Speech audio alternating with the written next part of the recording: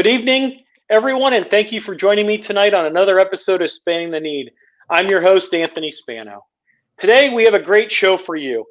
Well, who else could it be? AC and Kelly in the morning, Hot 101 in Youngstown, Ohio.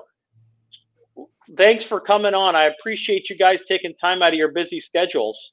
Well, you said you're going to have a great show tonight. A little ahead of ourselves, aren't we? Yeah, I heard there were snacks. Yeah.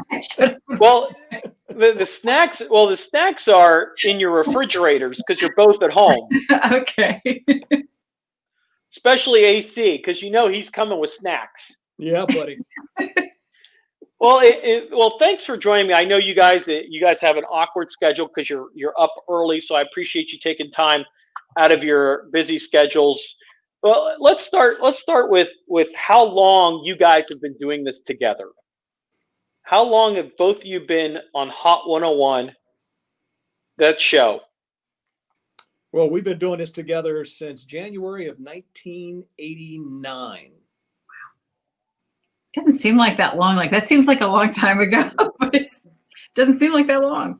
Yeah. Well, I think the weird part of it's not really weird. It's saying that, hey, I listened to you when I was younger, and I'm 40. So I hate to age you, but I think you guys, people respect you guys, and when they wake up, they know that they have familiar voices and familiar people that they can relate to, and nothing has changed because people don't like change. That's right. That's right. So you guys have been on that nonstop. Well, and honestly, Ace has been on longer. He just celebrated a huge milestone during the pandemic. And, I know we talked about it on, see, that's how he guesses. I know. Don't worry. We'll be talking about that in a little bit. But what's interesting is, I grew up listening to him. Like he would do my school closing and I was so excited. I was like, man, that AC, what a good guy. He just closed my school for the day. Well, actually, let's start with that. We'll start with Kelly. Kind of how did you start when you got into the radio business and kind of end up where you are now? So talk a little bit about that.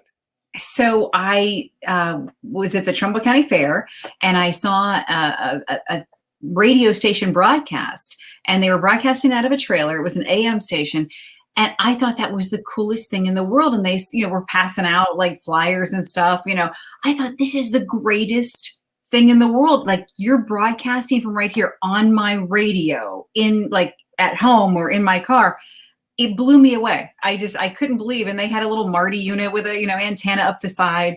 And that's how I used to go on location and do broadcasts. Little did I know years later, I would be the one broadcasting from the fair. And, I mean, we really have fun when we do that, but they made it seem like such fun. And it truly is.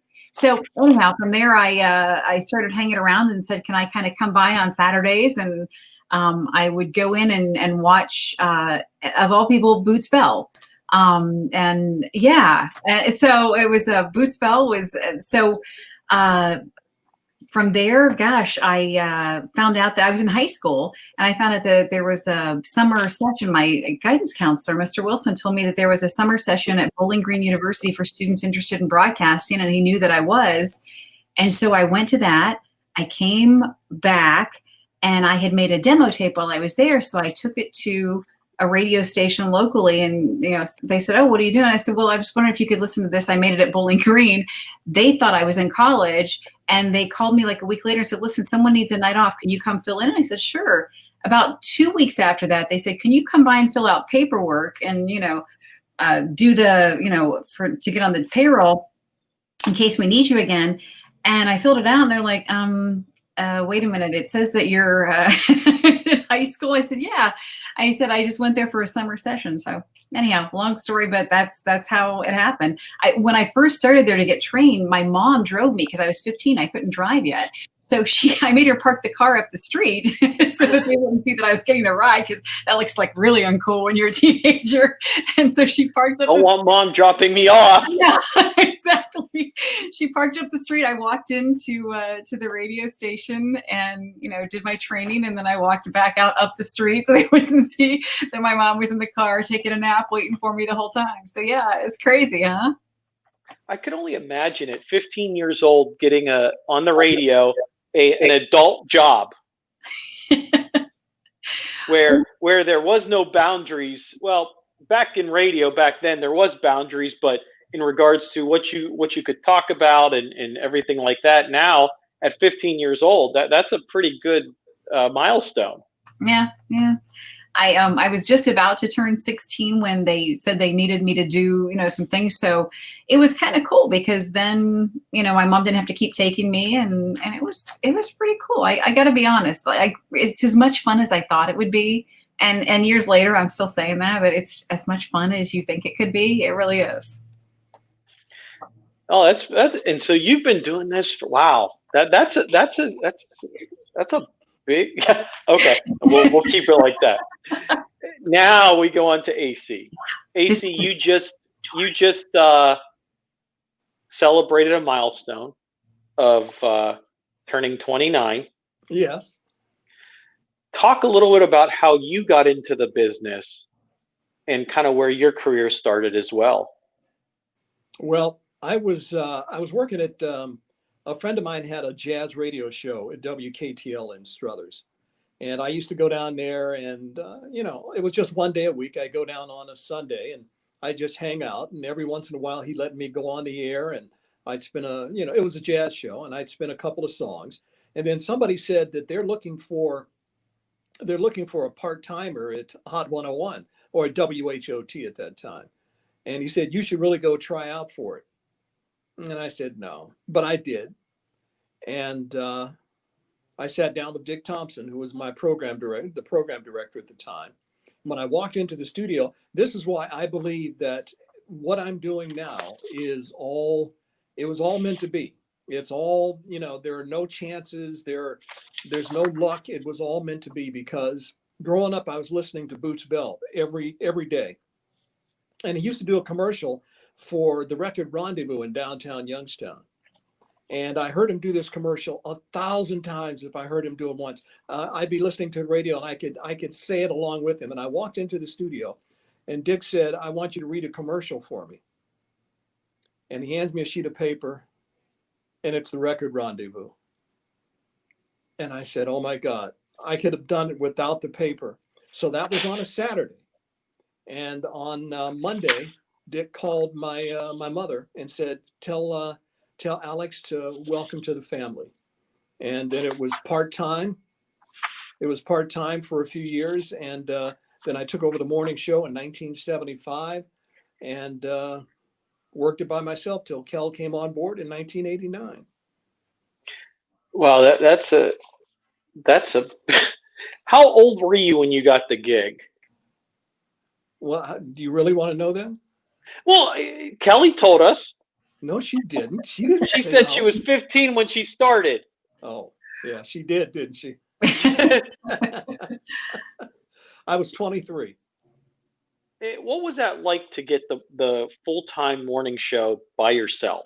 It was like a dream come true. It was absolutely incredible because for my 4 years and 8 months that I was there, I was like, that's what I wanted to do is I wanted to work the morning show. And initially I was just going, when Boots Bell left, I was just going in to sit down and until they found somebody. And the next thing I know, I don't know how long it was. They said, do you think you can handle this full time? And I said, yes. And it was a heady moment when that happened. And I don't know what else to say. Don't worry, we'll have a lot to talk about here. Oh, I'm sorry. I've heard him tell that story and I still I'm getting tears as he tells the story about how he got hired. Like, it's just such a cool story. It's that cool. And I've heard, like your spouse tells a story, you've heard it before. I still I listen and I go, what happened next? Because it's such a good story and he's such a good storyteller. Well, it's funny because when you don't know, like you just get into it. Hey, you're now part-time and hey, can you now do it? You're like, heck yeah, I can do it. And next thing you know, you're in the seat in the morning show, driving the bus. Yeah, it was pretty cool. And it was really funny because I was just thinking about this the other day. The first 8 years that I worked there, I didn't take a vacation. When they walked into the room, when Dick Thompson walked into the room one day, and he gave me an envelope, and I said, "What's this?" And he said, "That's your paycheck." And I was like, "Paycheck? They're paying me to do this?" It was like, wow, this is really cool now, but it's been a wild ride. We've seen a lot of changes, and we're still having fun every single day. So let's get to that. So I think you said 89 is when Kelly came on board. What was that like to first meet Kelly and to really have a co-host with you after so many years of kind of doing it by yourself? Well, it was actually, because she had worked there for about a year, I think. Maybe you can correct me if I'm wrong, Kel. She had worked there for about a year or so doing overnights. And she used to, because I worked a lot of bars, spinning music. So I'd come in on two hours of sleep, and she'd call me to wake me up in the morning so that I'd get there on time. And so I knew her. And when Dick had said to me, well, actually, I had somebody on with me before, and it just didn't work out. And I went into Dick's office, and he said, "What do we do now?" And I said, what about that girl that works overnight?" And he said, "Yeah, let's try it, see what happens." And here we are 30 plus years later, and we're still doing it. So like I said, there are no accidents, none whatsoever. Your work wife. Yeah, exactly. Exactly. Kelly, what was that like when he's like, "Hey, let's try this girl that does the overnight and come on to the morning show"? All right, let me just say something first here before she gets started. For probably the first 6 or 7 years that we worked together, we couldn't stand each other. All right. Really? Yeah. And I don't know what it was, I mean, I don't know, but all of a sudden it's like we hit this groove, and man, it just really became easy. All right, so you can go ahead and talk now, Kel. I'm sorry. What was the question? I'm sorry. Well, after you didn't like him for 7 years. He didn't like me. Well, the way it's sounding is you didn't like him. What, his charming personality? Are you kidding? I know. This is what it was like. It was like, you want me to join the morning show? Me? Well, I mean, what did that feel when other than you pointed at yourself like, I'm the only one in the room, so I guess I'm the one getting it. So what did that feel like? Hey, we want to move you tonight to this morning show that AC ran for a long time, almost 14, 15 years, to bring a co-host on. How did that feel when you got asked? He says we didn't like each other, but we did. We were just so different. And that's why I think it works, because he has one way to approach it and I have another. And as much as he says we didn't like each other, we did. That's why he probably, when Dick asked him, said, "Who do you think?" And he was like, "How about her?" Because truly we would have fun teasing each other in a brother-sister kind of way, And I think that's what it was. He's right. He'd go on 2 hours sleep and I would have to call him and wake him, and I'd feel so bad. Like, it's like when you wake someone up and he'd call me at like 2 a.m. when I was doing the overnights. He'd like to call me at 5, and I'd be like, all right.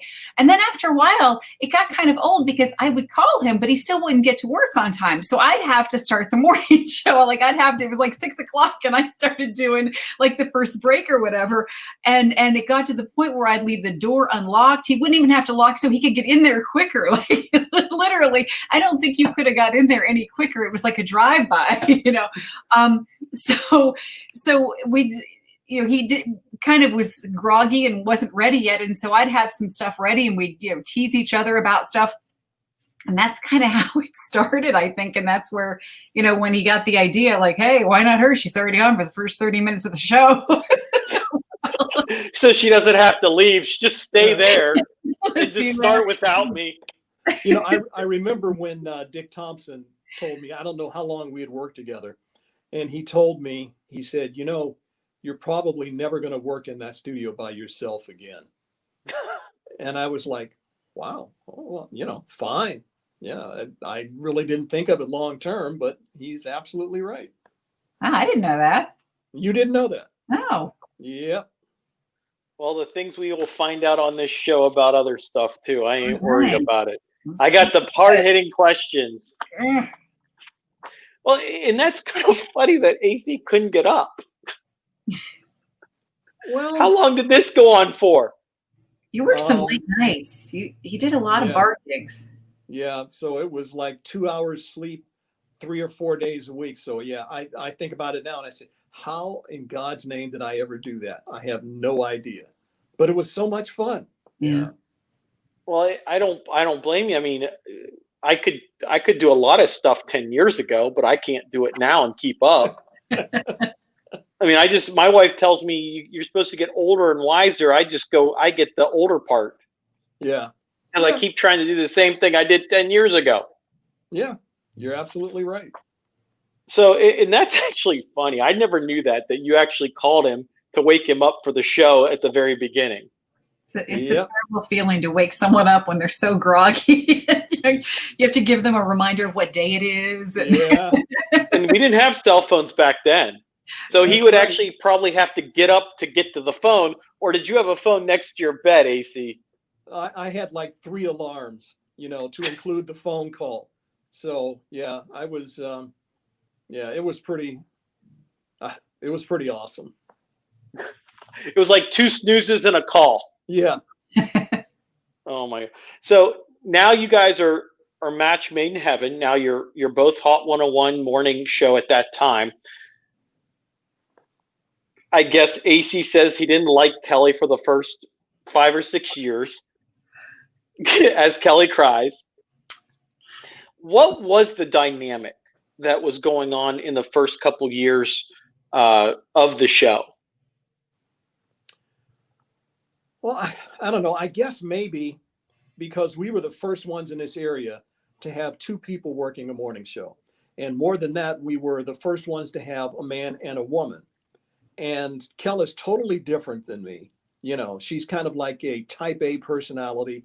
I'm kind of laid back. She's kind of locked down. Well, no, I guess I'm the one that's locked down. I don't know. But as Kelly gives one of those eye looks. But we were just really, and the thing is that our bosses like Dick Thompson had never programmed something like this. He had never bossed anything like a 2-person morning show. So he didn't really know what to tell us. So we were basically on our own. And it was just trying to feel each other out, see what it was just very, very strange. And I guess maybe after a while I said, I did this by myself all these years. I can still do it by myself, but that just wasn't the case. But after a while, like I said, 5, 6 years, something like that, all of a sudden we hit a groove, and it's really cool. I think part of it is, it's like you want to know that when you say something, when you do something, your partner automatically says, in their mind says, I know where to go from here. And after a while, that's exactly what happened. So I know that I could say or do anything, and Kel can pick up on it. Come on, Kel. I see you're biting your tongue. I know you want to say something. What he said. Everything he said. That's good. Well, that's good. Well, so how long, Kelly, how long did it take you guys to kind of get used to each other in the mornings? Because it's like when you get married, you're kind of feeling out the other person, living together, what some of their pet peeves are and stuff like that. How did it feel to kind of move forward with AC in the morning? It was really funny. And this is so true. Ace had been the morning guy on Hot. And I think, who was there before you, Ace? Boots, and then Boots was. And I'm trying to think of you're what, the 3rd morning guy? I'm the 3rd morning guy in the 60 years that we've been on the air. Yeah. I mean, the station was signed on in 1955, which is kind of blows you away. But I remember there was this loyal following of women who hated me because it was like I was the other woman in their relationship. Like all this time they had him to themselves. And they just didn't like me because I think they were taking cues from him that maybe he didn't like me. So like, well, he didn't like her, I don't like her either. But off the air, like we really did. We got along. Like you joke that we didn't like each other, but we did. We just didn't know how to like make it. But it worked on the air. I mean, it was like battle over, whatever, sexes or whatever on the air, and it was just very fun and kind of like. I'm trying to think of an artist who's done this. Think of artists who span the decades. You reinvent yourself. And so the show that he'd always done, kind of like back in the days of Boots Bell, it was the yes indeedy, daddy duty kind of stuff. Morning shows changed. Yes. And then it became the zoo shows. And then it became this, and it became then the male-female perspective show. And that's kind of what we brought. And no one really knew how to, it was that transition. So that's, I think, what we felt more than anything. But because seriously, we would, I mean, our show was just fun. It was just fun. So to say we didn't like each other, well, we had fun. I don't know how we did after that, but then we just kind of like, it got to the point where we could, to quote Frozen, we finished each other's sandwiches. Like really once. And you probably did finish each other's sandwiches. Then AC would leave the room and you probably ate it. A donut over there? Can I have a little bit of that? I'm hungry. And honestly, there became this whole new way that people viewed the show. And so the women that always thought that, he was their one and only, and truly you were. I mean, gosh, I grew up listening to you. Became more fun listening to, the two of us kind of do our thing and be who we were. And so it just kind of evolved. And then we've continued to evolve. We're not the same show that we were in 1989. We're not the same show we were in 1999 or 2009. Like we've constantly evolved and our audience has evolved with us. That's the really cool thing about this whole thing. I mean, we have grandparents who listen because they raise their kids listening to Hot 101, and now they get their grandkids off to school and the grandkids are listening to the station. And it's a heritage CHR. It's just a really cool thing. Well, and that's kind of funny because I was just, that was one of the things I was going to talk about is like, for example, you had, like you just said, people that were teenagers that were in college listened to you. Now they're married with kids. And the totally trend that now you're not talking about college, you're talking about how to raise kids. Well, see, that's one of the really cool things is because Kel has, we span like the demographic we span because she has teenagers. They're like 13 and 15 or 12 and 15, something like that. And then my kids are all grown and they have kids of their own. So like I have grandkids. So when you can't beat that perspective because Kel will check me all the time and she'll say, what is this person that's driving their kid to school? What are they talking about? What do they want to hear about? And I have to think about it and say, she's absolutely right. Well, and let's talk, how has radio changed from the time you guys got together in the late 80s, early 90s to how it is today? Wow. A lot more listening on devices. Yeah. I mean, when was the last time you bought a radio? But I bet you bought an Alexa, or I bet, Santa brought somebody an Alexa or a Google device. So we listen like that. We listen on our phones. I mean, who doesn't, there's an app for that. And not only that, but reaching out in ways like this. This is really cool. We got to Zoom with a listener a couple of weeks ago. It's so much fun to do that. Ace, was that like one of the highlights? Yeah, it really was. I'm sorry, the pandemic's here, but we actually found a cool way to connect with listeners, kind of like what you're doing, Anthony, to just kind of connect and we sat around the table with her and her family and it was just really cool. We talked about stuff. It was like they were part of our show, Well, and I think technology has really changed the way we do a lot of different stuff, from listening to the radios to watching and streaming. How has it changed your business as a radio station, other than listening to it on your phone or any additional devices? Well, from a sales standpoint, we do a lot of digital. the sale. And, I'm far from being an expert on how the sales department works, but they sell a lot of digital stuff now. And I don't really know how it works, but I do know that, that seems to be the wave of the future. Well, and it looks like it. Well, let me follow up with this is when you guys started doing this, and now you're almost in 30 years of doing this together. What has been the one biggest change other than waking up AC in the morning that has changed the most? Oh boy. Kelly or AC? When we used to do remotes, we had a van, and you had to take this. You had to take a Marty unit with an antenna and get a signal back, and then you had to confirm with an engineer that you had a clear signal. And now we pick up our cell phones and go, "Hey, I'm here broadcasting live." Like it's that easy. When we used to do that, we had this big tall. It was like a telephone pole that we had to crank up in order to get them. You had to point it in the direction of the station and what have you. Oh, it was such a pain. Oh my God. And it's was that the one? Now, was that the one that looked like a TV antenna that it would be on like the front or the back, and it would go up like 50 feet, and you had to make sure the van was set in a location so it wouldn't fall over? Yeah. I'm going to drive through it up. And now we'll do, we haven't done it in a long time because of the pandemic, but now, as she said, we can do everything from your iPhone.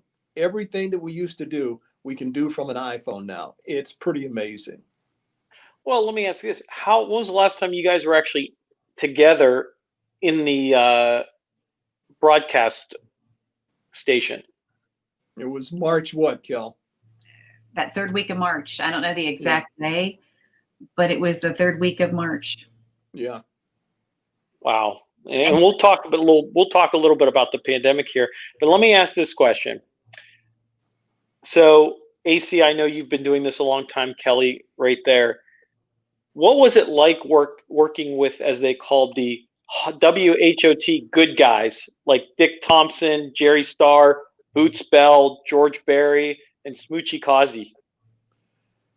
I was in absolute awe of all of these guys. It was like, I remember going to a dance in high school, and Boots Bell was the DJ. And I remember standing there, sitting in the stand saying, "Oh my God, that's Boots Bell." And all I could do is just stare at him. I couldn't go up to say hi. I couldn't ask for a song I wanted to hear. It was just like, so when I actually got to work with him and all these guys you just talked about, it was absolutely awe-inspiring. And to be very honest with you, and I told Jerry Starr this was several years ago we got together. Jerry was just one of these unique personalities. And for the entire time that we worked together, 20 plus years or whatever it was, I was so intimidated by Jerry. He was just so, you never knew if he was serious or whether he was pulling your leg. But I was just, whenever I was around him, I was like on edge because I didn't know what was going to come out of his mouth. But these guys were just absolutely, but the really cool thing is every single one of them were willing to do what they could to help you succeed in the business. And that made everything fine. Kelly? I get so wrapped up listening to them. What was the question? Look, a squirrel. Does this happen behind the scenes, AC? You want to be honest? All the time. All the time. I want you to have honest conversations with me. This is an all-out coming for both of you. Yep. Would you like me to repeat the question, or Kelly? Could you please? Yes, I can. What was it like working with local WHOT good guys like Dick Thompson, Jerry Starr, Boots Bell, George Barry, and Smoochie Causey? I'm sorry. So I got to work with Boots Bell at the AM station that I started with, a very short time, but it was that was pretty cool. I remember my mom's like, "You're working with Boots Bell?" I'm like, "Yeah," because she had grown up the same as Ace was talking about. Dick Thompson was the guy who hired me, and I I remember like meeting him and going, "Oh my gosh, that's the guy. That's the guy." Because he had different names that he'd use on the air, and I never knew that until after. But he was one of the coolest guys. He would let you know, and I've used this. I actually have only had a couple people in my world that I can say this about. He'd let you know that he was right without making you feel wrong. And when you can find a boss like that, Ace, you remember some of the ways he'd come in and he'd say something almost under his breath, and he'd walk out of the room and you're like, is he talking to me? Yeah, I think that was directed at me. Yeah. Were we supposed to? And you'd literally, you would think it through yourself. You would make the change because he maybe somehow brought it to your attention in a very subtle way without, I mean, he was never the kind of boss that would, scream at you or help me on here, Ace. Like he wouldn't, yell at you. Like it was never like that. Yeah.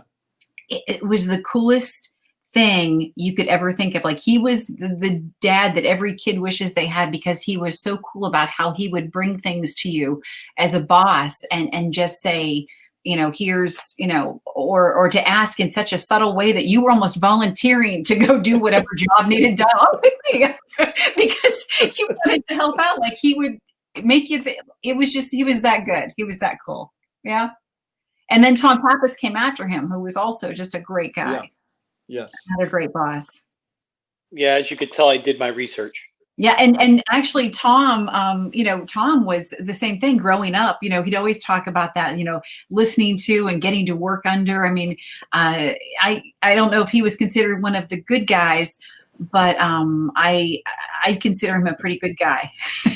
AC was considered one of the good guys from what I was told. For a while. Yeah. Well, let me ask you this question. Who got in the most trouble between the two of you? To be very honest with you, we have been in almost no trouble whatsoever. I mean, if you're talking trouble, I mean, things we've done on the air perhaps, but we have been in no trouble whatsoever. If we didn't get in trouble for letting the F-bomb out on the air one time, and it wasn't our fault. All right. It wasn't our fault. But if we didn't get in trouble for that, then everything else is a piece of cake. But we really haven't been in any trouble per se. Well, I think it would be like more trouble on the air. What have you done that really kind of put you in hot water, no matter if it was a contest you did or Kelly's thinking, I can see her mind, or she's got something because she's biting her lip. There was one event, and again, we cannot name names. We will not name names. But we apparently offended someone, and we were asked if we felt so inspired to apologize to said person. I'll never forget this line.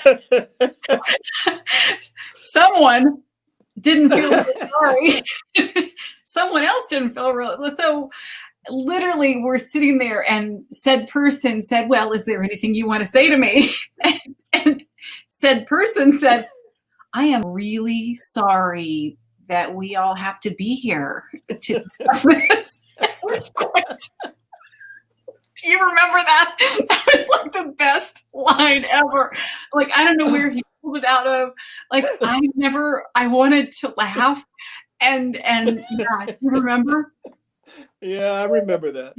Yep. As soon as you brought it up, AC's face just got real bright. It was the classic line of all times. Yeah. So sorry, we all had to be here. Yeah, Oh my God. And all the other person needed to hear was that there was a sorry involved, and I think it was all forgiven.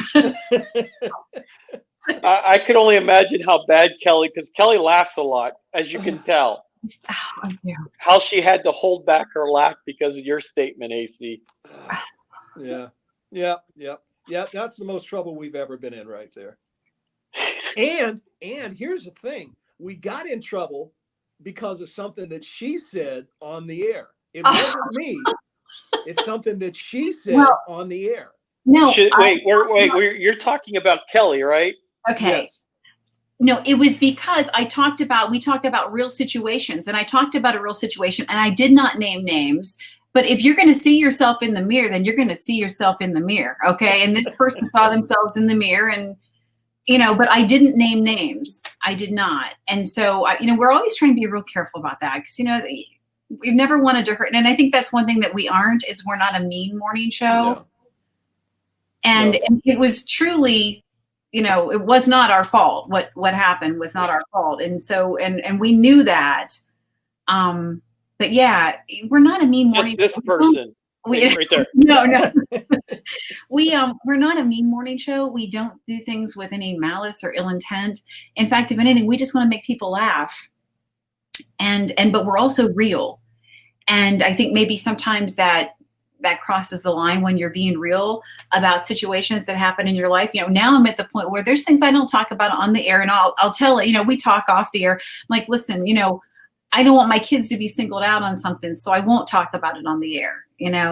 There's that very fine line. One thing that we do miss right now is phone calls. I can say that because we love talking to, I don't want to call them our listeners, our friends, people who call us. And because I can't be in the studio, we can't really take calls. We can do the birthday wheel, but there's an echo and it's always kind of hard to, so we can't take calls because honestly, the people who listen to our show are the show. Like they are the people who will call up, and because they listen to us talk or they've heard me talk about my kids or my relationship or things that we do, they're friends of ours and we consider them friends. And they relate to you guys. And then when they have a problem, they call us. And not that we can solve the problem, because we can't, but sometimes putting it out there, I have had more help from our audience than I could ever get otherwise. If I had a problem, whether it was, relationships or parenthood questions, always have they been there for us. And Ace, I know you feel the same. Like anything that we've ever gone through, we put it on the air, and all of a sudden this community of people that listen to Hot 101 come to help. It's kind of how Facebook is now. When you have a problem, you can put it out there. And aren't you always amazed at how many people can come up with solutions? Yes. Well, and I think that because I've done that where I've put a suggestion, like I'll give you a plain example. So me and my wife went on a honeymoon to Dublin and Italy, because that's where I wanted to go to Italy. She wanted to go to Dublin. I said, if you're going to Dublin, my flight's just going to keep going to Italy because I'm Italian. So we compromised. You know how that works. Just like your relationship, your work wife and work husband, you guys compromise. We hope. Yeah. and so I put out there, hey, because we can only look so much online and what there's to do. And like, I wanted that notion of what is there to do that's off the beaten path, the small, and I put that on Facebook, and I got a whole list of stuff that, hey, check this out, and this. And I was very happy to see that. I mean, I got probably 60, 70 comments of just people giving advice and giving suggestions, giving me links. And I thought it was good to do. I don't do that for everything. I only do it for some stuff, because some stuff you just don't want out there, because once it's out there, you never lose it. And so I agree with that. I mean, depending on the situation, I think you have people that have followed you for so long that they know you. It's like they know you, like you're their next door neighbor. Like Tina is the AC. Like so, who? Tina Parker. Who is that?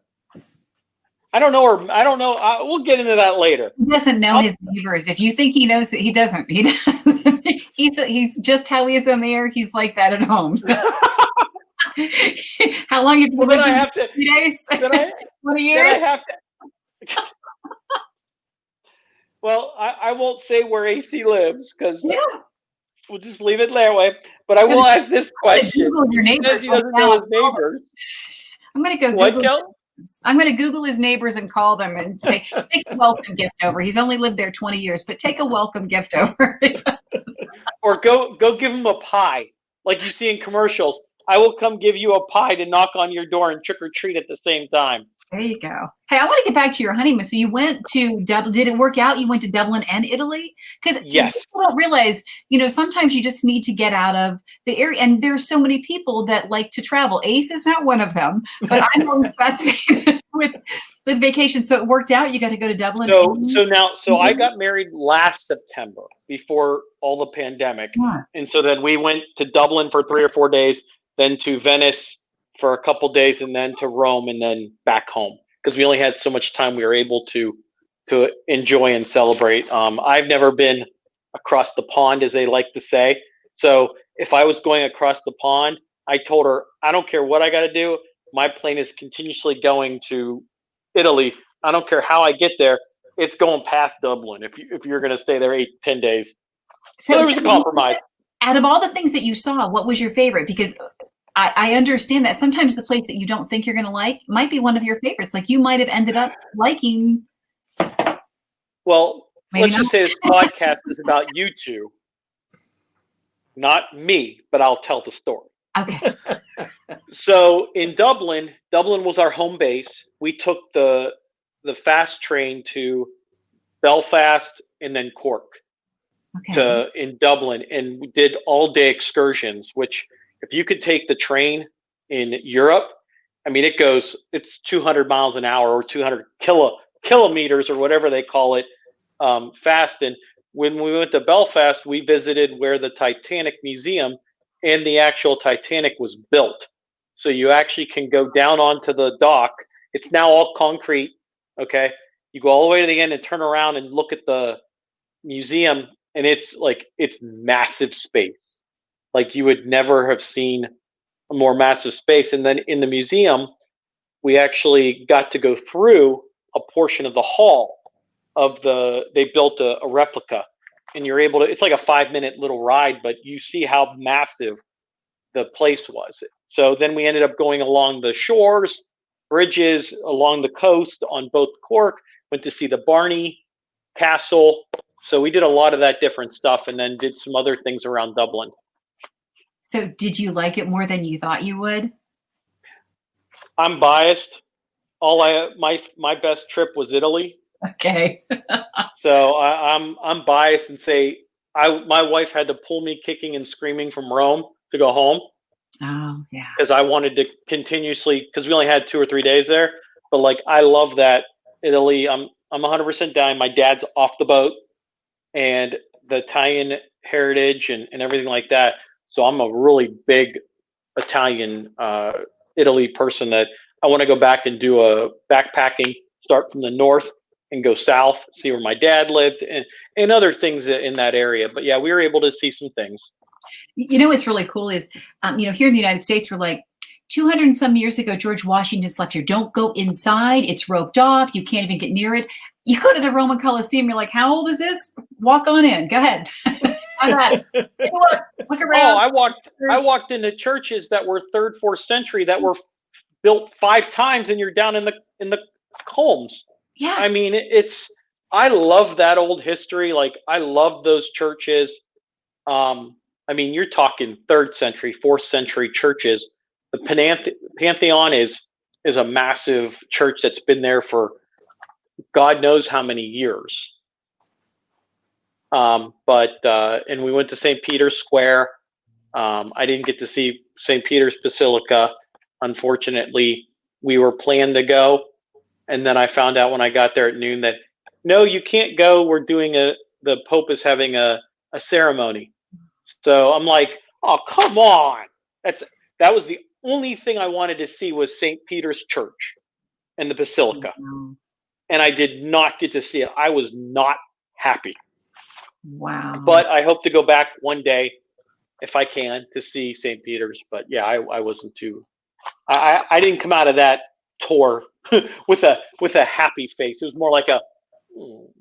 Isn't it amazing to see history like that? You're like, how old is this? And you're just walking around. One minute you're driving by on a highway, and the next minute you're in a slightly fenced in, maybe like a chain link fence. Oh, by the way, here's the Coliseum. Here's the buildings. You're like, are you kidding me? I guess I expected them to be in like some remote area. They're right in the middle of the city. You're right. Come on in. They built everything around it. That's. I mean, yeah. I mean, those buildings are 500, 600, 700 years old, depending on what you're looking at. There's very much modern stuff there. What people don't realize is Rome was built on top of each other. So it's like you had the ancient Rome in, I don't know how long ago, and then more built on top, and then more built on top. So they're finding more and more stuff. I mean, you watch specials on the History Channel and stuff like that, the tunnels going underneath all these buildings that used to be farmers market and other stuff like that. So it's amazing. And I'll go back one day, and I'm backpacking whether my wife likes it or not. I hope she doesn't watch this. She'll kill me. So, well, okay. So back to you two now, because this is what the show was about, not me. That was very interesting. Didn't you find that it was. That's really cool. I'm full of useless information. I have books of it. The Spano knows type mentality. Okay. So let me ask you this question. So we kind of got off pace, but my next question was going to be is, who is your mentor when it comes to radio? Who really mentored you, and who really kind of put their under your wing and really made you the person you are today in the radio business? Well, for me, I'd have to say, besides the people we talked about, Boots and Johnny and Jerry Starr, the one person that influenced me more than anything is the late, great Don Imus. I used to listen to him. I used to get tapes, and CDs of him. And I used to steal a lot of his stuff, figured nobody's going to hear it. Nobody's going to listen to New York or Cleveland radio. Nobody's going to know. So I'd have to say, more than any other person on earth, Imus was he was the one that even though he didn't know he was doing it, he was my mentor. Have you ever met him? No, I've never met him, but it's funny because at some point, and I don't remember how many years ago it was, they syndicated his show to one of our properties. And I said, wow, I'm going to be working against my hero. And you know something? I kicked his ass, so it was cool. Yeah, and the ratings can prove that, right? That's right. Poor Don didn't even know it was a competition. Yeah, I didn't know it was, or he might have did a couple things to AC. What about you, Kelly? Person who influenced me, you know what? It's funny because, when I started at a small AM station, yes, without a doubt, but I started at a small AM station, and I was influenced positively and negatively. Positively by the people that give you the chances and help you along the way. Negatively by people who didn't want to share the secrets because it was like some secret thing, and nobody wanted you to be better, and so I always wanted to be open about it. Like whenever we get a call from somebody who says, hey, can I come intern or can I come watch you guys? Like that's the coolest thing in the world to me. It's like, absolutely. Why would I not want to share what we do here? And we've met some really cool people that have come through as interns and then ended up going on the air because they see the fun. And if you don't share that with all of them, then, and I think there's been so many that have shared that with me. And so to name any one person, I think it's kind of a conglomerate of all the people, to include Ace, who, I remember this was the best compliment he could give me. He wanted to have a meeting, which he hates meetings, which is so funny that he even wanted the meeting. But the meeting was about AC, right? Yeah, exactly. He hates meetings. Oh, he seriously hates them. And he wanted to have a meeting with me to discuss the show. I was like, all right. And I remember he was saying, well, what did I do wrong? No, to get started, like this was his thing.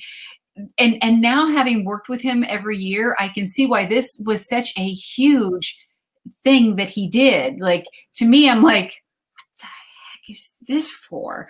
But in his mind, the show needed to be organized. And so I get it wasn't organized in the first place. Oh no! I get to his house, and we go over a couple of things, and he said, "Here, and I got this for you," and he hands me. Because working with him now, I know how he is. Every September, this is what he does. This is how he is. Look at that face of his. He hands me a Trapper Keeper. I'm like, what's this? Do you remember that? I think I still have it. I'm turning red. So he goes, well, this really will help keep you organized. Now, what I didn't know was that this meeting, I'm trying to think of when it was, but every fall, like, this is what he does. He goes out and buys himself new school clothes, which aren't really school clothes. He buys himself new notebooks and pencils, and he does it twice a year. He does it in the August. And he does it again, right after the Christmas break, because in his mind, that is organization at its best. And he buys. I don't do that anymore. Well, maybe you don't, but you did for years. Am I wrong? No, you're right. I remember you giving me this Trapper Keeper. And you said, it's all about being organized, Cal. All about being organized. Just to follow up, did you ever do anything in that Trapper Keeper? I don't even know. Or is it still blank from when he handed it to you? I don't even know. But I started to see the pattern. I'm like, oh my gosh, every fall he comes in and he's so excited because he has, and I don't even think you used half the stuff, but you liked buying. You would like buying it. And I don't know if it was a thing from your childhood, but you liked buying yourself a new pair of shoes in August and new pants and shirts in August. Kill. Notice he's not denying any of this. No.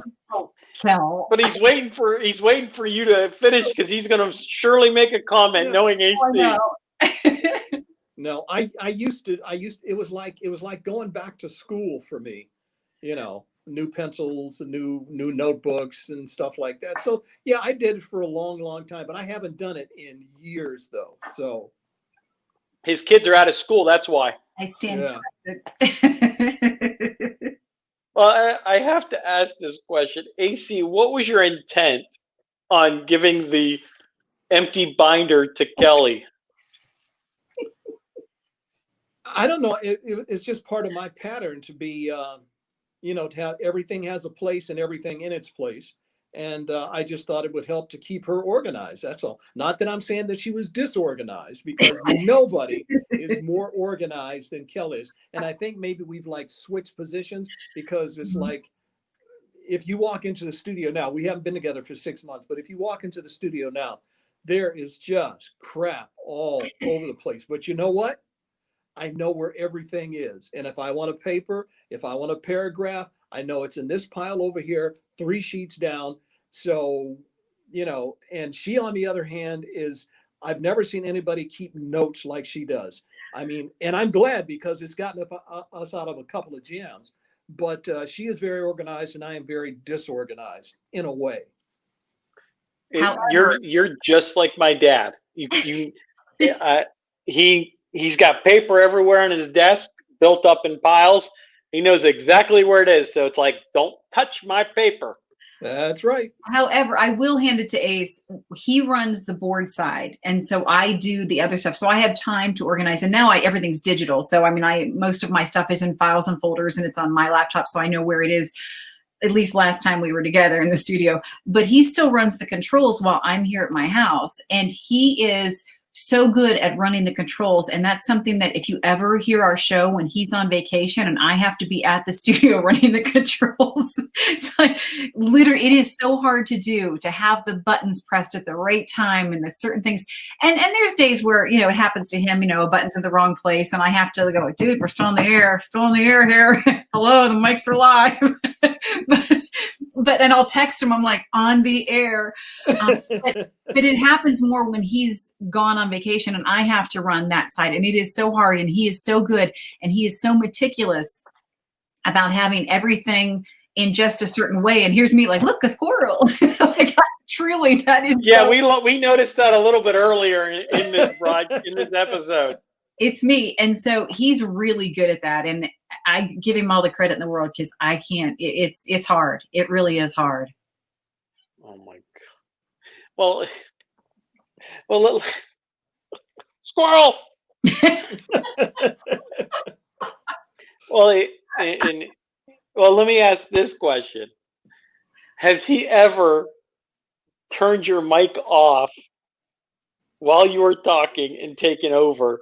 And he's like, Kelly doesn't need to speak. I'm going to finish up. No.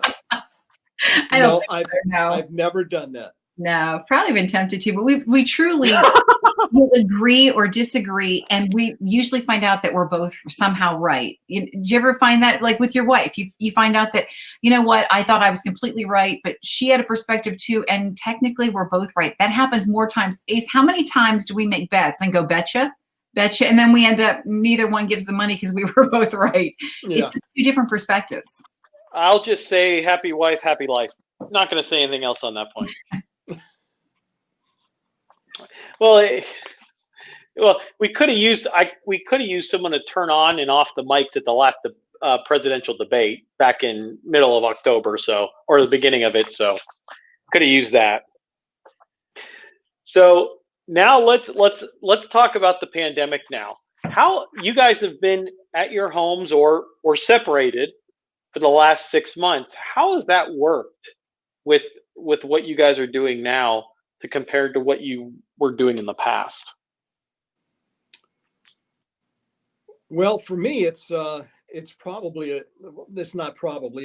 a little bit more involved because I have to make sure that her pots and her mic is on, and I have to make sure that the tape deck, not the tape deck, but the deck with all the audio on it they're up and they're running, and it's just a lot more buttons, and the on-air mic or studio sign is behind me, so I'm constantly going like this to make sure that the mic is off. And so yeah, it's probably a little bit more complicated than it was before for me anyway, but when she's in the studio and I leave the mic on, what's the international symbol for the mic still on, Kel? Used to be when I was in the studio, this, but now I go like this. Yeah. So if you're tapping during our show, the mic's on. And the other people on the other end is like, that the music? Yeah. But for me, that's basically what it is. The pandemic has made it. I'm kind of a germaphobe anyway, but it's made me much more conscious of the people, the places that I go, the things that I do. And I haven't seen like my daughters or my son in, since like Christmas or something like that, so it's been quite a while. So it's tough, but we'll get through it. We're going to come out on the other end here, I guess. Kelly?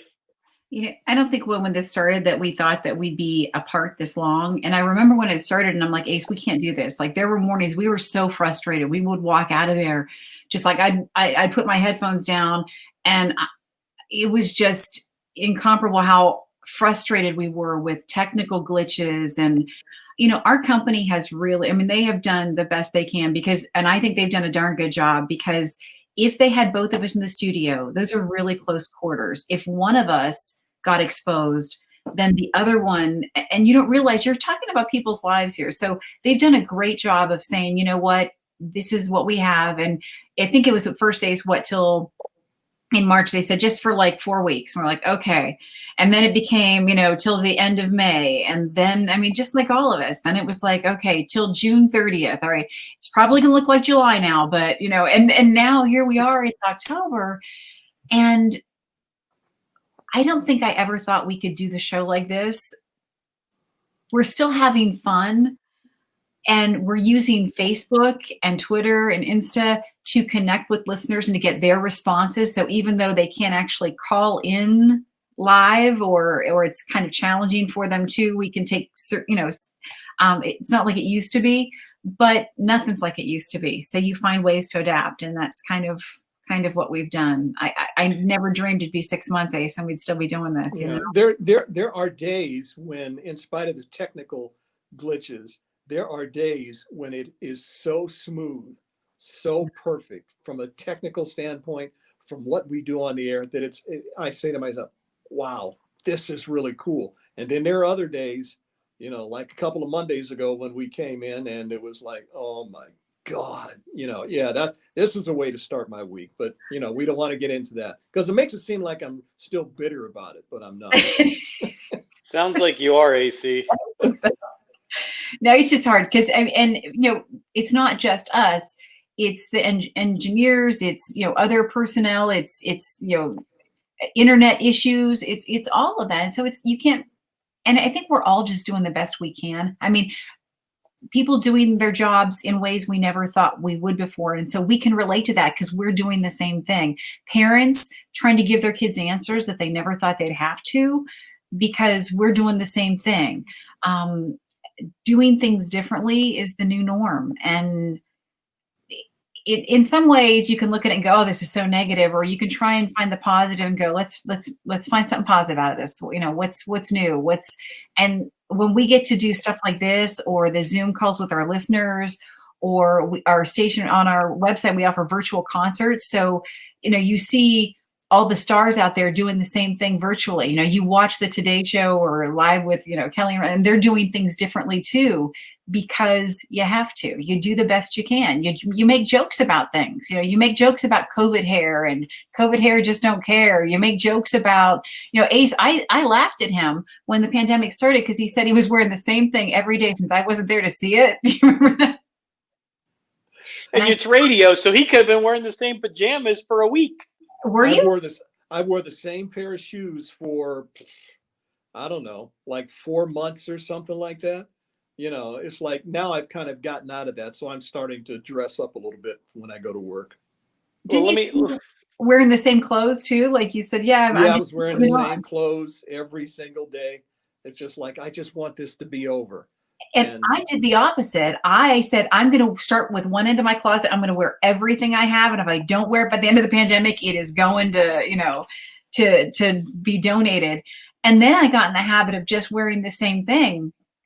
Same couple of pairs of, you know, pull-on pants with no, you know, with an elastic waist, black Velcro shoes, slippers. and at some point I'm like, did I shower today? Get to that point. Hey, I showered on Sunday. It's Thursday. Wait a minute. Yeah. So, and we're all, and then there's the people who are doing the opposite, the frontline workers who are out there every day, and they're probably coming home going, when was the last time I had, you know, more than 10 minutes to sit and talk with my kids where I wasn't worried about getting them sick or germs? It has just changed all of us. And no matter how it's changed you, you can't say that this hasn't been a year of growth for the better or for the worse. I have to ask this question. AC, did you have the beard before or after the pandemic started? You know, I don't like to really talk about my beard because I've been like growing it for like, what's so funny? How long have you been growing it for like 3.5, 4 years, something like that. And this is the best I can do. So hey, I get patches. I look like I'm in the woods. You can look right through it. Well, let me ask you, did you grow a beard for November? Because I remember, when did you start it, Ace? Was it like in November? No, I was on vacation. So it was in August of like 3 years ago or 4 years ago, something like that. Because there's the whole movement of Movember for men for prostate awareness. And so I know that, you know, that's like been a big thing, but Ace is so funny about beards. Can you talk about your beard for a minute? The things that you did for it. What about it? He saw somebody, he admitted this on the air, so I'm not retelling anything he did. He saw somebody in like, what were you, the parking lot or the grocery line? And he did this, he went, and I go, well, what did that mean? And then he's telling me the story, not on pandemic. We were in the studio and he goes, I did this. What's that? He goes, we both recognize that we have really good beards. That's a thing. That's a thing that guys do. I didn't even know that was a thing. See? Ace, it's a thing?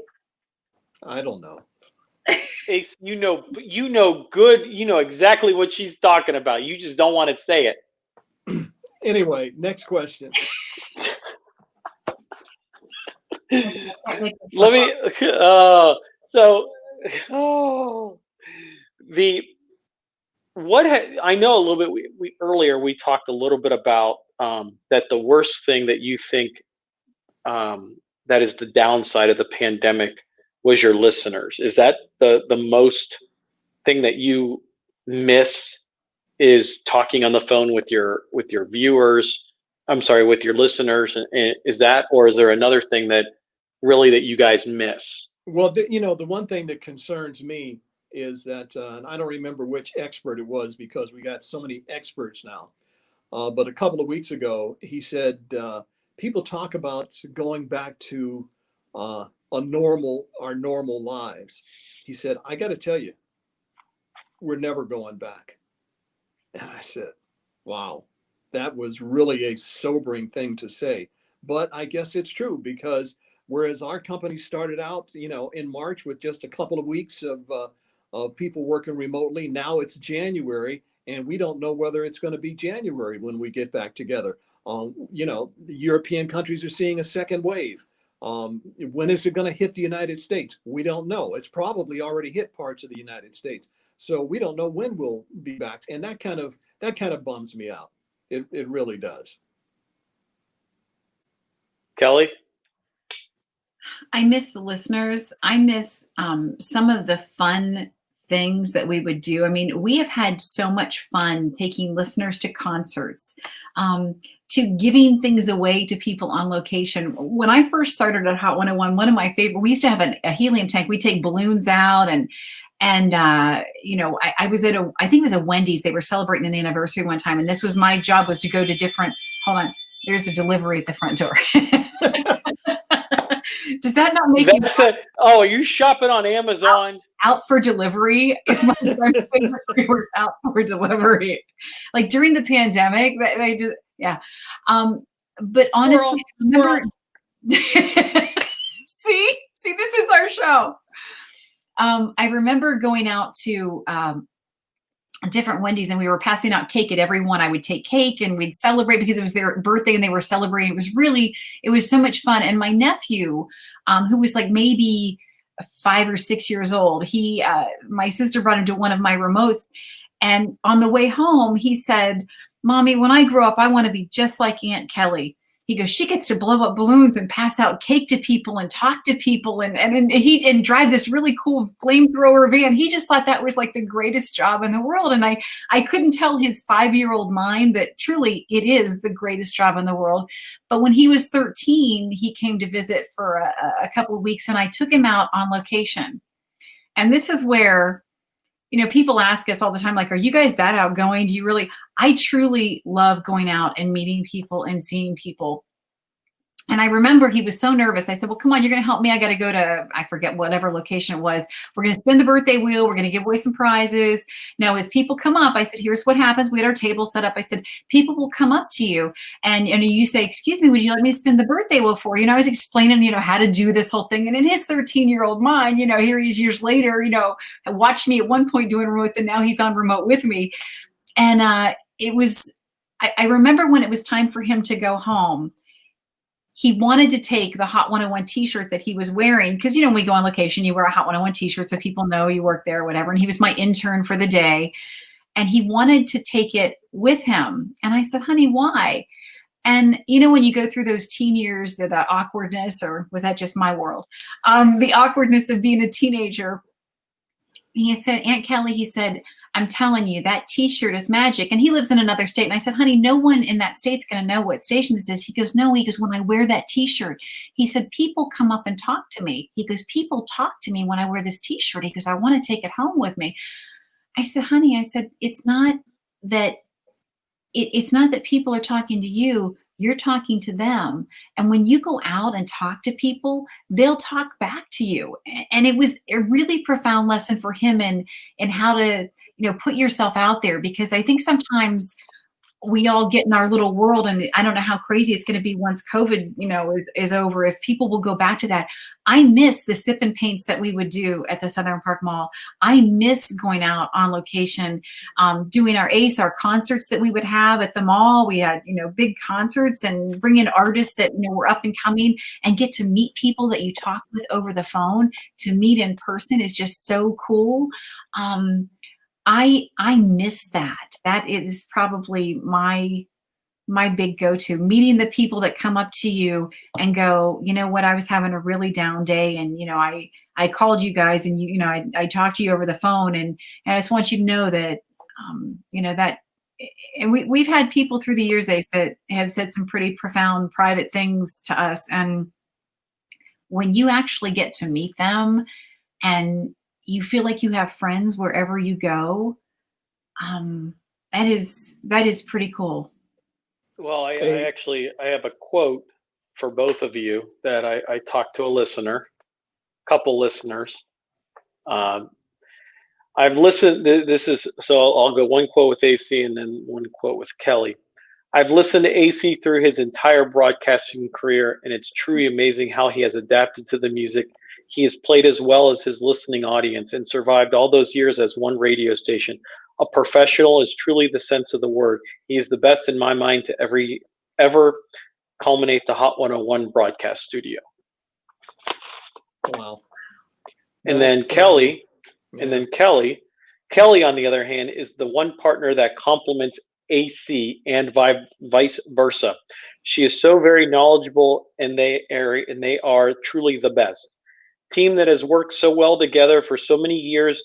Those who have listened to them should feel like the next door neighbor, the lucky ones that this A team, and A in quotes, is still going strong, doing their thing in the Youngstown radio market. Truly my two favorite music DJs around. Wow. So yes, I do my quotes, and I talk to people. So that was a quote that was given to me on both of you. And I thought people should understand that you're on the radio, but you still have impact on people in the world. Or I should say, well, in the Mahoning Valley until probably 15 years ago, now in the world, because you can listen to Hot 101 anywhere in the world. Thank you. So I thought you guys would like those quotes. There's somebody had said something to me a long time ago, because at one point in my life, I had wanted to be a minister.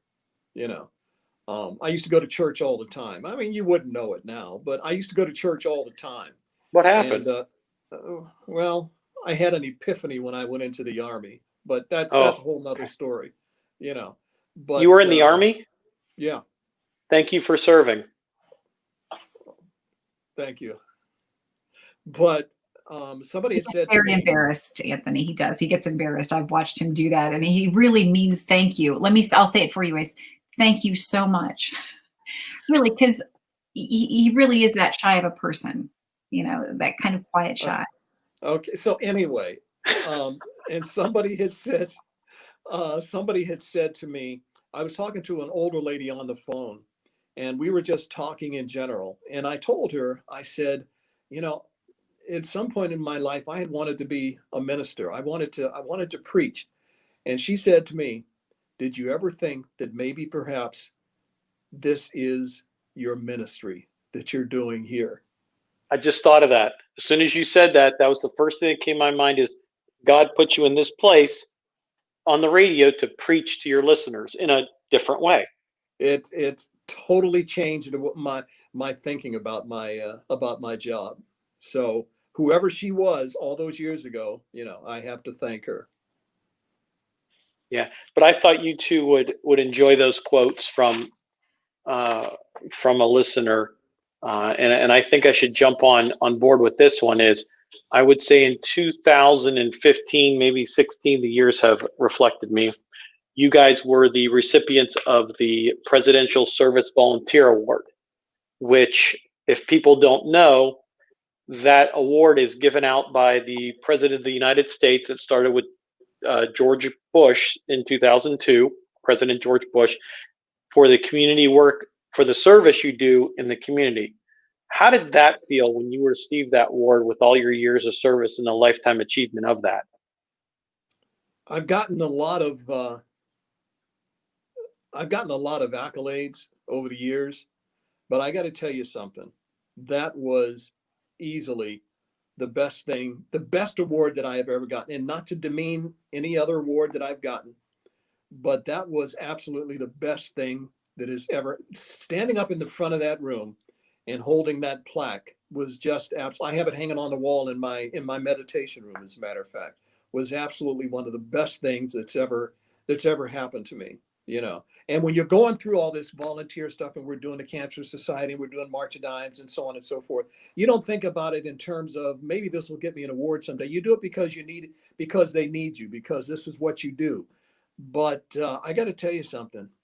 That presidential award was really something special, and to this day, I really, really appreciate whoever it was that nominated us for it. Yeah, it was given out. It was given out by President Barack Obama. 2015, I think it was. But yeah, Kelly, sorry. And Brenda Ryder from Away with Words Foundation. Brenda has done so much in this community, and to have people like that you call your friends and just go, wow. And you also received the award because we were there. I remember, so that was a pretty special moment.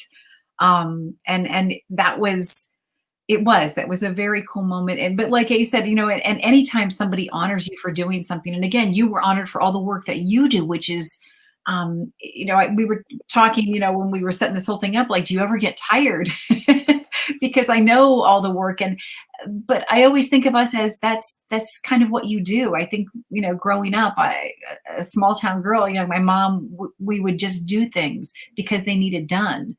And you know, I remember being a kid, and we wanted to hold the Jerry Lewis telethon carnival. It used to be a thing, you know, where you would have a carnival in your yard, and those sort of things where you go, where did you volunteer? And it's just something that's instilled in your heart. And to have someone recognize it is so humbling. It's like, wow. Well, and I think you guys deserve it. I mean, you've been in the business, you've been doing, and you don't realize it. Like you said, AC, you just do it. You just do it, and you don't expect accolades, and you're doing what's best for the community at the end of the day. And I think sometimes you may, like, when I do charity events, I'm exhausted. But at the end of the day, when I see that kid get money, school supplies go into a thing, and you see the response from them, it kind of energizes you. Then you sleep for 2 days. Yeah. I mean, so I totally understand. So. Yeah.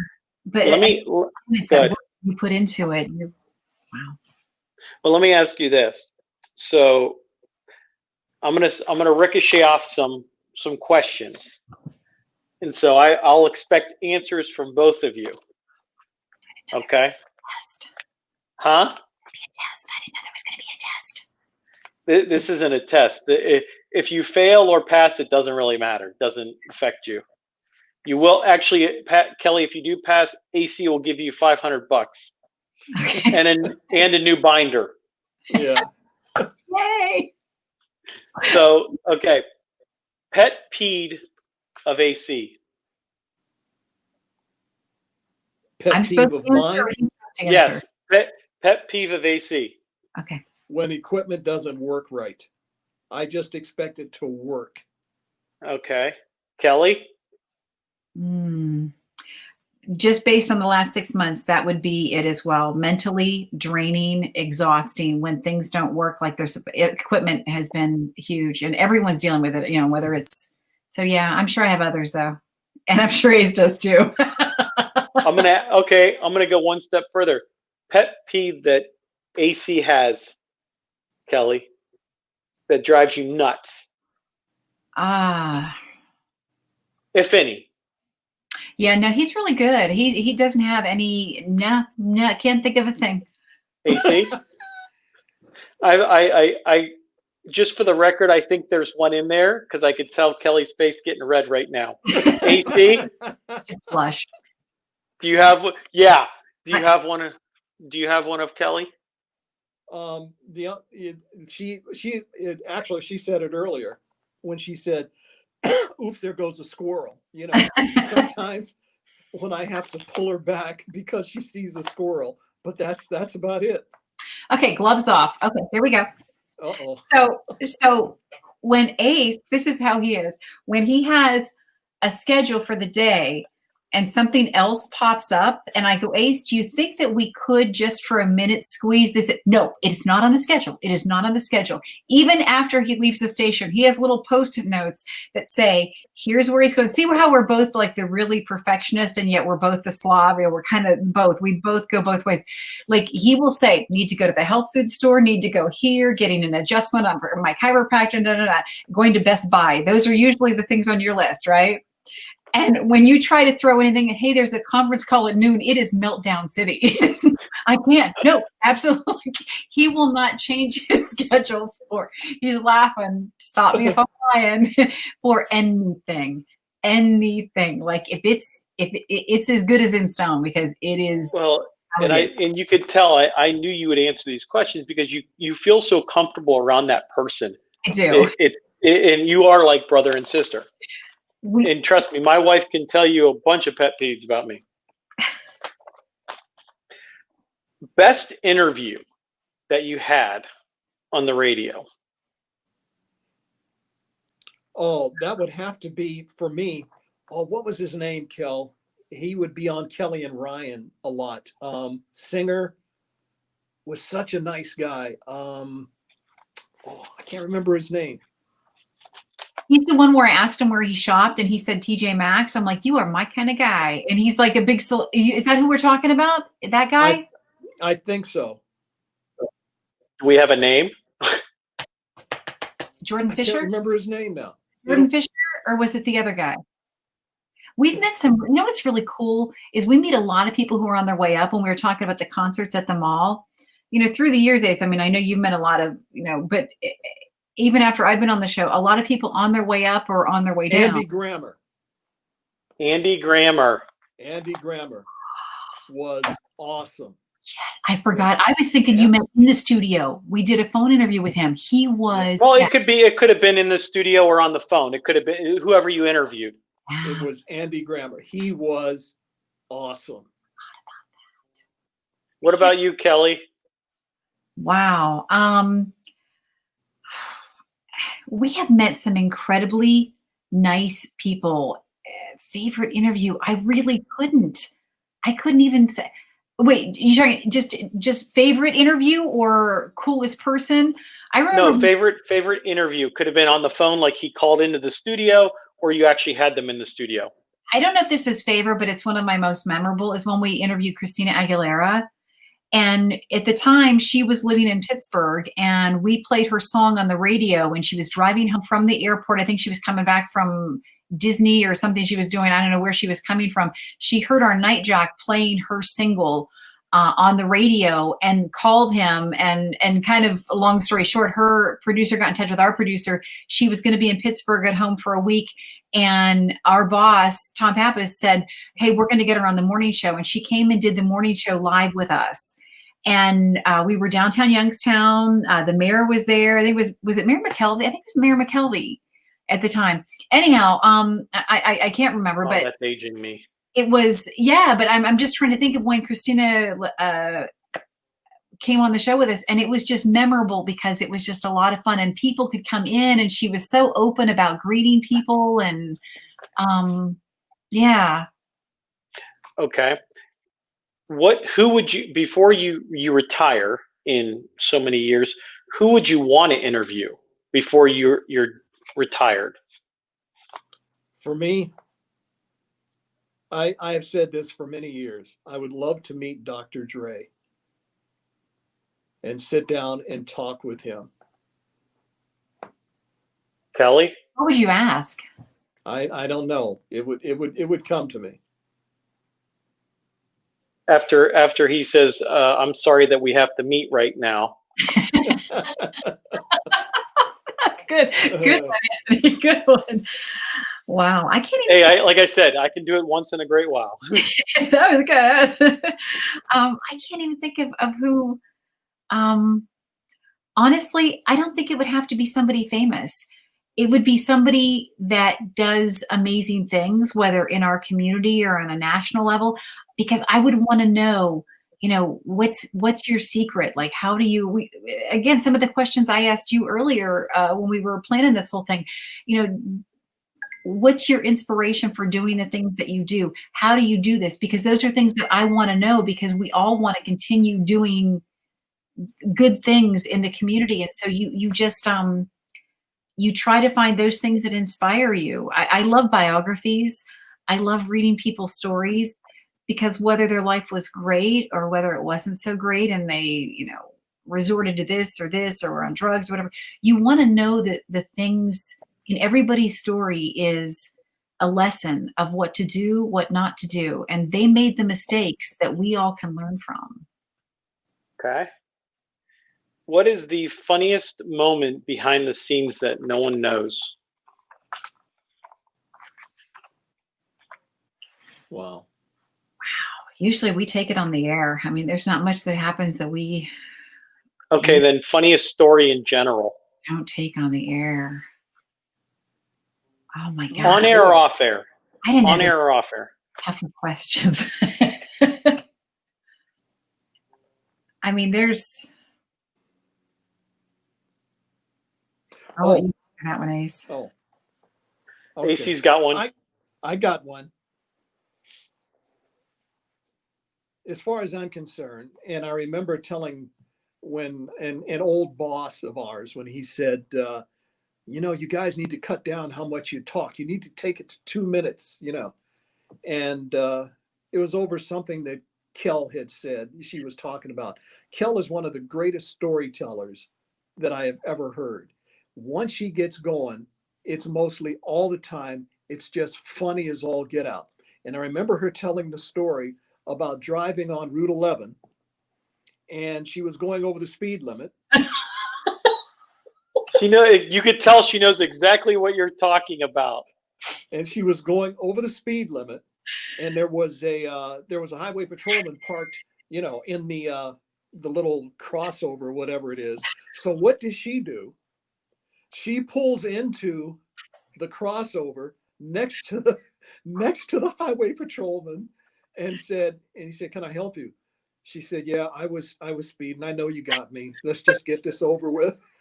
Are you serious? Kelly, you did that? He told her, he said, "Get out of here." Was that with like a smile, or like, why are you bothering me right now?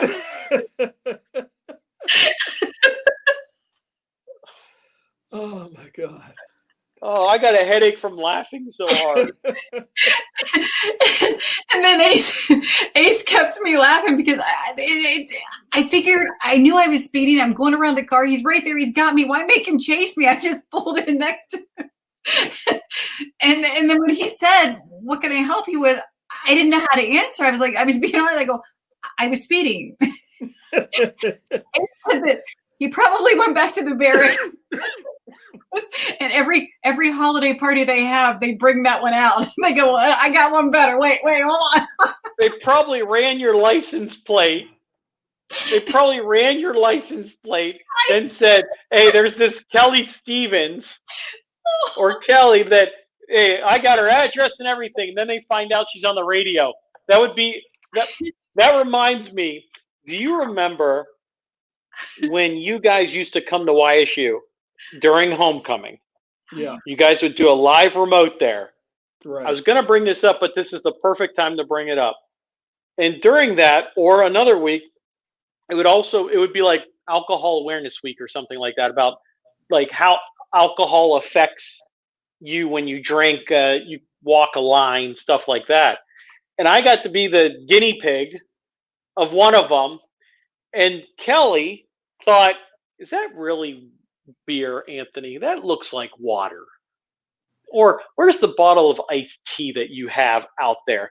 And I'm thinking, like, this is alcohol.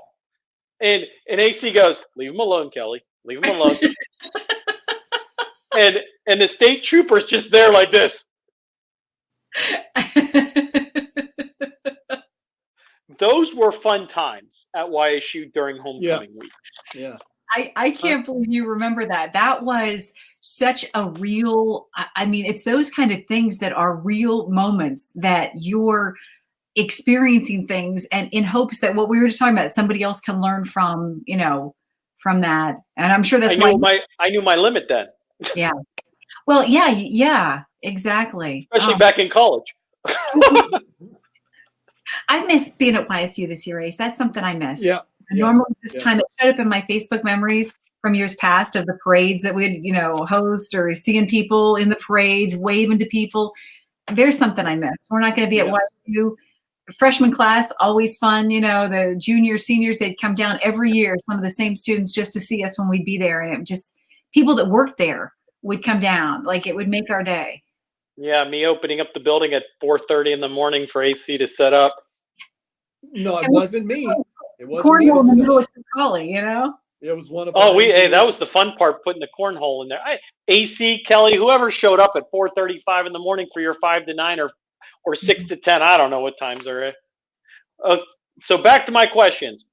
Favorite song?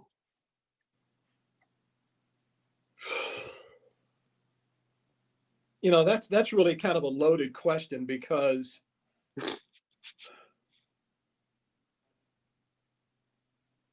oh boy. When I was asked this a few weeks ago, I totally went blank because there's just so much music that I love now. Right now, and I've never seen the show. Kel tells me about all the time. Is Ash and Niall Horan? Is that what it is? That what it is, Kel? You know, all of the story. I love that song. From the past, I really can't answer that question because it's like I listen to old and new music all the time, and I have so many favorites. Whether it's give me R&B, a couple. Give me just ring off like a couple.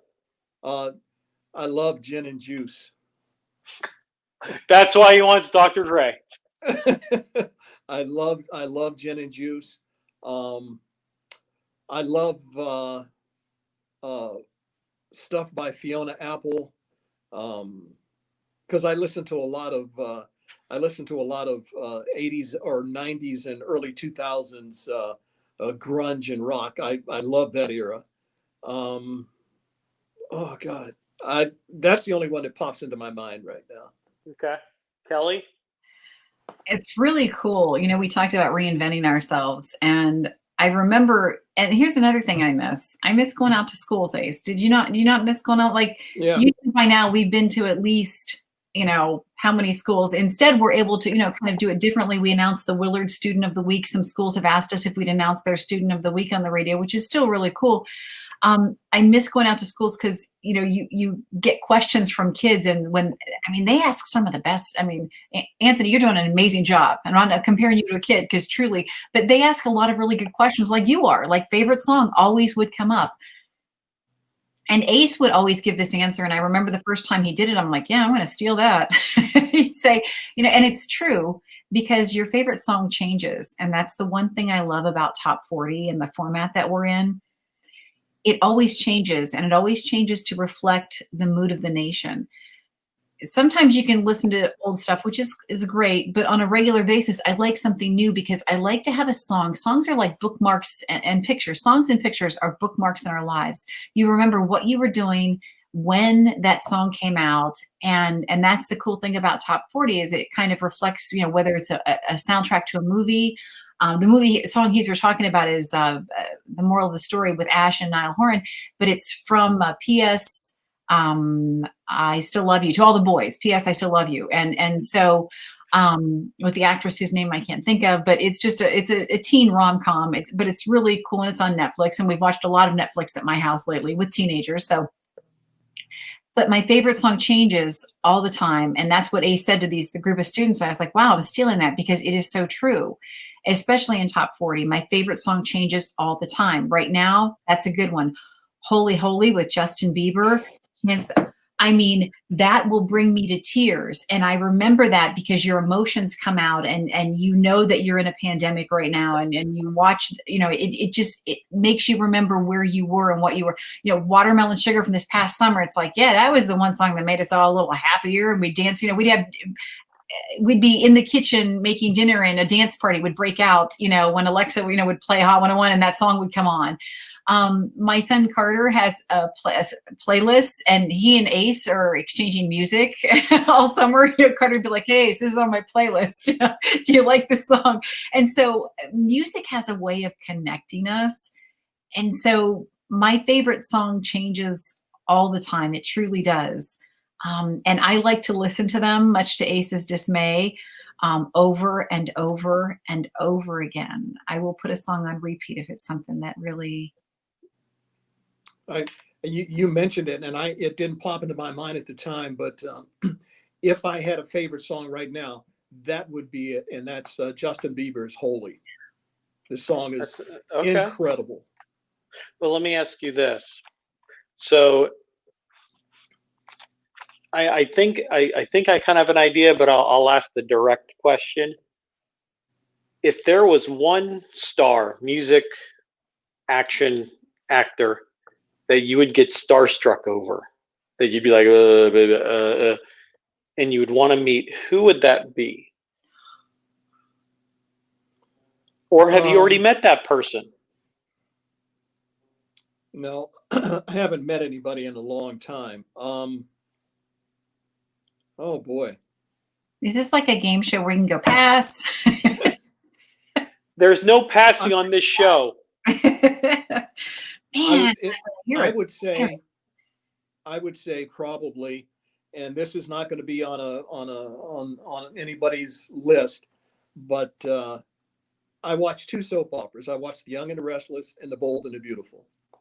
And for years, I have been fascinated by Victor Newman. That's a good one.